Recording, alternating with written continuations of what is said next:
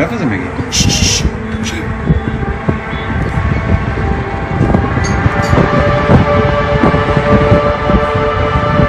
צלם מלמטה.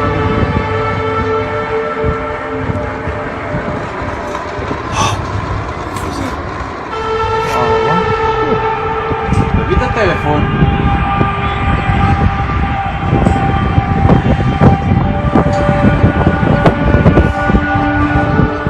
וואו. וואו, מה זה?